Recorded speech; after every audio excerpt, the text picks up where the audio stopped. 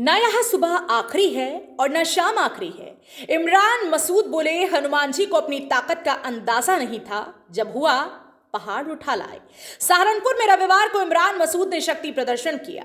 उन्होंने सभा को संबोधित करते हुए कहा, ना यहाँ सुबह आखिरी है और ना शाम आखिरी है। जुल्म की जान और कसरत वो निजाम आखिरी है। किसी को मायूस होने की जरूरत नहीं है। मैं कभी मायूस नहीं होता हूं। हनुमान जी को भी अपनी ताकत का अंदाजा नहीं था। जब ताकत का अंदाजा हुआ तो पहाड़ उठाकर लेकर आ गए। वोट आप लोग डालने का काम करते हो। यहां बाल्टी में भरकर वोट दिल्ली और लखनऊ की पार्टी नहीं लेकर आती है। उन्होंने कहा, आप लोग हमारी ताकत हो। आपके बलबूते पर ही देश का कौन सा नेता ऐसा है जो मुझे नाम से नहीं जानता।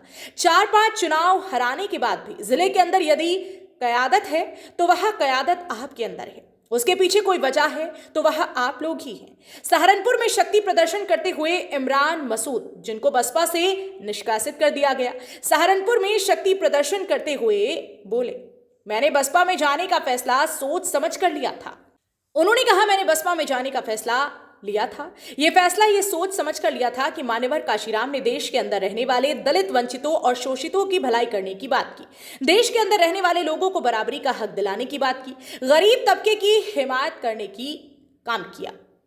उसकी लड़ाई लड़ने के लिए बसपा में जाने का फैसला किया। बहन जी का शुक्रगुजार हूं कि उन्होंने मुझे छोटे भाई की तरह सम्मान दिया। शायद किसी के सर पर हाथ नहीं रखा, लेकिन मेरे सर पर हाथ रखकर उन्होंने मुझे आशीर्वाद देते हुए कहा, जाओ लड़ाई लड़ो। मैंने ईमानदारी के साथ अक्टूबर, नवंबर और दिसंबर और जनवरी तक पश्चिमी यूपी और उत्तराखंड में जाकर एक चर्चा शुरू करा दी थी।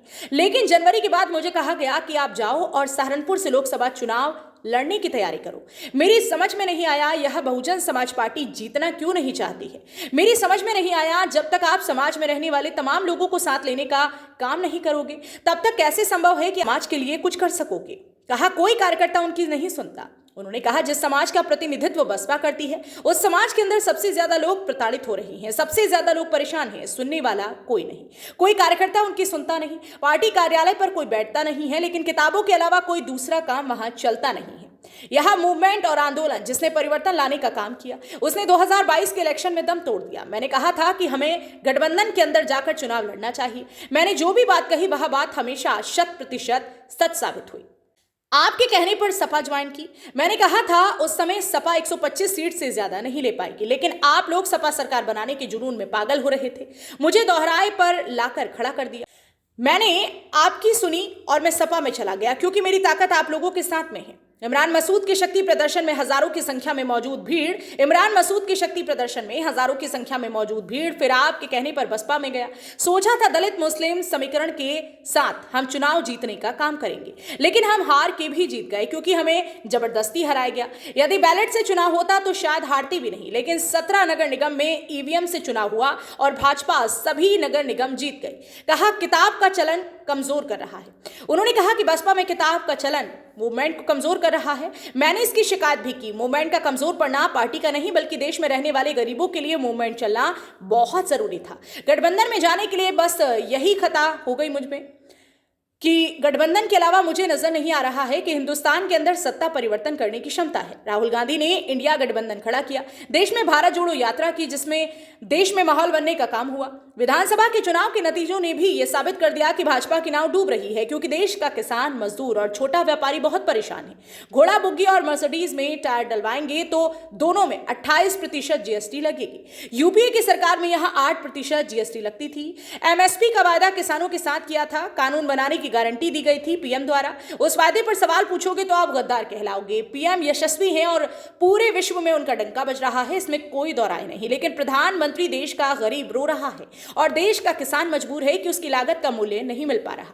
घोसी विधानसभा उपचुनाव को लेकर कहा कि गठबंधन की यह जीत आने वाले भविष्य को तय करेगी। इंडिया गठबंधन जीता। इमरान ने कहा कि यदि हमारा तुम्हारा बंधन मजबूत रहा तो गठबंधन अपने आप मजबूत हो जाएगा। आपसे सभी दल आकर बात करेंगे। यदि आपने अपनी ताकत नहीं समझी तो ना कोई आपसे पूछेगा और ना मुझे कोई पूछेगा। इमरान मसूद ने कहा कि जो आप लोग कहेंगे मैं वही करने को तैयार हूं। इमरान मसूद ने कहा कि जो आप लोग कहोगे मैं वही करूंगा। गंगोह मीटिंग में समझाया इमरान ने सियासी गणित। समर्थकों की मीटिंग बुलाने से पहले इमरान मसूद ने गंगोह में अपने परिवार और आसपास के लोगों से मीटिंग की, जिसमें उन्होंने 2024 लोकसभा चुनाव में अपनी जीत का सियासी गणित समझाने का प्रयास किया। इमरान मसूद ने कहा कि 2014 लोकसभा में उन्हें 4,07,909 वोट पड़े थे। लेकिन मोदी लहर में भाजपा के राघव लखनपाल शर्मा से 65,000 वोटों के अंतर से हार गए थे। उन्होंने बताया कि उन्हें 65,000 वोटों पर काम करना है, जिससे जीत का ताज उनके सर पर होगा। उन्होंने ये भी कहा कि वो 2024 लोकसभा चुनाव किसी भी सूरत में लड़ेंगे, चाहे कोई दल उनसे संपर्क करे या नहीं। सियासी गलियारों में निर्दलीय या फिर अपनी पार्टी बनाकर चुनाव लड़ना निकाला जा रहा है। देखिए, पार्टी कार्यकर्ताओं ने सबने सर्वसम्मति से तय किया कि हम सहारनपुर से लोकसभा चुनाव लड़ेंगे, और जब साथियों ने तय किया है तो हम लड़ेंगे। हम पहले भी निर्दलीय लड़े, तो हम पार्टी से बात करेंगे। उन्होंने अधिकृत कर दिया कि आप राजनीतिक दलों से संपर्क करें। जो राजनीतिक दल हमारे साथ संपर्क में, मैं कोशिश करूंगा कि वो सब चीजें हो जाए, उसके बाद फिर फैसला करेंगे। हाँ, हमने सबके लिए, भैया राजनीति में नाराजगी रख के कोई फायदा नहीं होता, इसलिए सारे दरवाजे खोल के रखो। अब भाई हमारे पास सामान है, हमारे पास, हम किसी के लिए लायबिलिटी नहीं है। हम सब पार्टियों के लिए जहाँ भी रहेंगे एसेट बन के रहेंगे। हाँ, निश्चित रूप से जाऊंगा भाई। कैसी बात कर रहे हो? मैं राहुल जी के साथ, प्रियंका जी के साथ काम किया है, तो मेरी पसंद तो रहेंगे ही, हमेशा रहेंगे। मैं साथ जाऊँ, एक मिनट यार, मैं साथ जाऊँ या ना जाऊँ, उससे कोई मायने नहीं है। लेकिन मेरे लिए वो मेरे मतलब दिल के करीब हमेशा थे, हमेशा हैं और हमेशा नहीं। मेरे लिए देखिए, पहला विकल्प की बात नहीं, और पहले और दूसरी की बात नहीं है। जाने का निर्णय तो अब साथियों ने मेरे पे छोड़ दिया। हम अपना भी नफा नुकसान सब देखेंगे, उसके बाद। कांग्रेस तो देश भारत जोड़ो यात्रा राहुल जी ने की, और उसका नतीजा है कि पूरे देश में एक परिवर्तन की आंधी चल गई। जो राहुल गांधी को कल तक बुरा कह रहे थे, हम तो भैया पहले भी अच्छा कह रहे थे, आज भाई कह रहे थे, कल भी अच्छा कहेंगे।